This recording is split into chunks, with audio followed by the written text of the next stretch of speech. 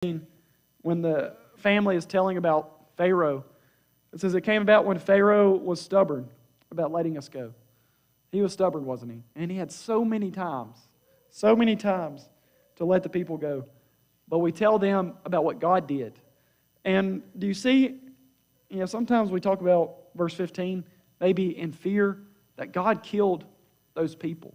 And it can be a tough thing to think about, but we have to really see about God wise in His judgments and His mercy, seeing His long-suffering, that He has been long-suffering with those people.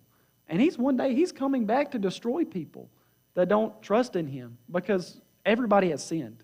And that's what He's coming to deal with. Well, He dealt with sin at the first time, but He's coming back to deal with death.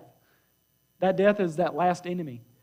And we talked about that on Sunday, about when He comes back in flaming fire, taking that vengeance on those that don't know Him.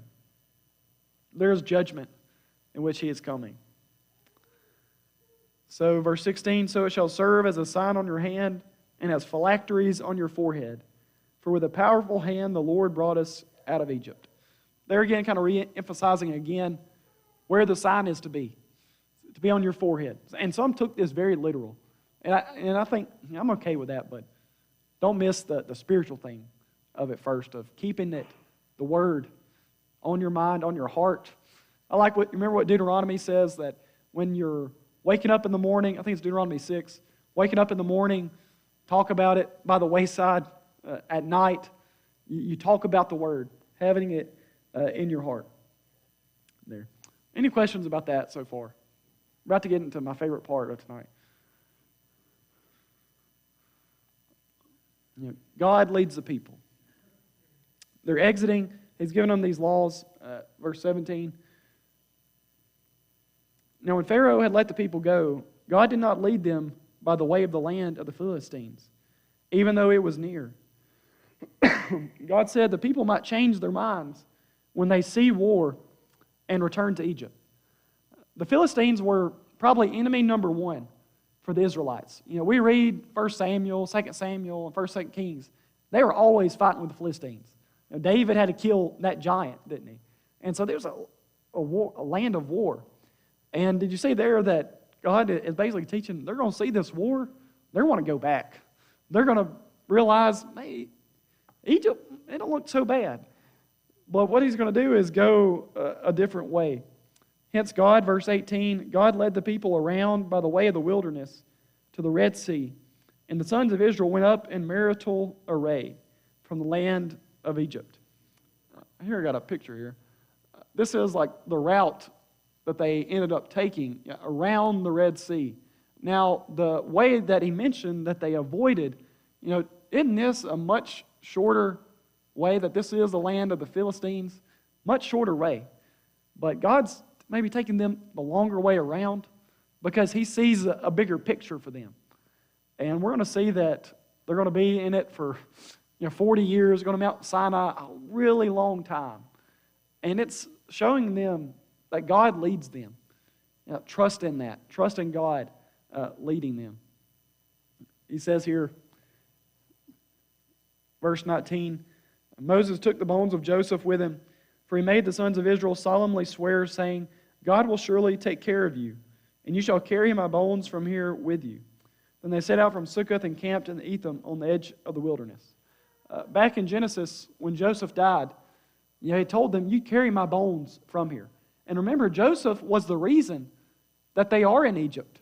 When he got sold into slavery, went down there, came up into the top three of command, and his brothers come to visit, and we know that story. They ended up staying there.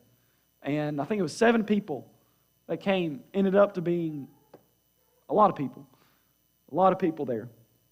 And so Joseph wanted his bones to be taken to the promised land. And that all goes back to that promise from Abraham, or the promise to Abraham, that Joseph would have known about going to a promised land. And he says, verse 21, the Lord was going before them in a pillar of cloud by day to lead them on the way, and a pillar of fire by night to give them light, that they might travel by day and by night. He did not take away the pillar of cloud by day, nor the pillar of fire by night from before the people. So God had shown His power in these 10 plagues. They're exiting out of Egypt. And this is before Pharaoh is going to change his heart again. And so how is God going to lead them to this place as they're making their way to Mount Sinai?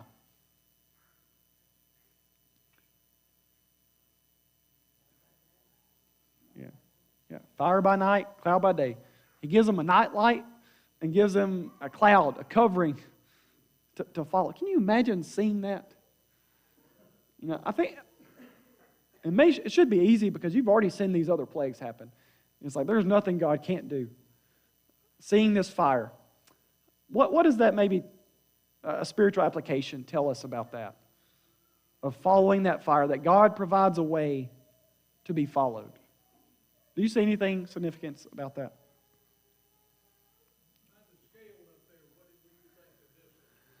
Oh, I haven't looked at that. Oh. I'd like to look at it to understand how long that took. I think we can know, too, and how long it took for them to get to Mount Sinai. I'm going to have to read up more on that.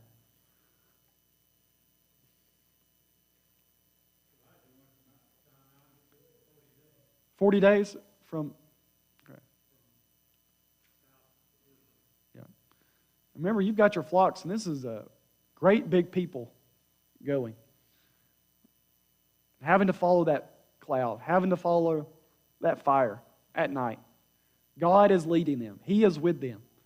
He hasn't left them. Somebody got to say something?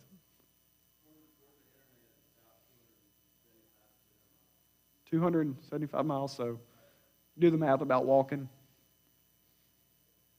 It's a long way. Trusting in God. Maybe leaving safety.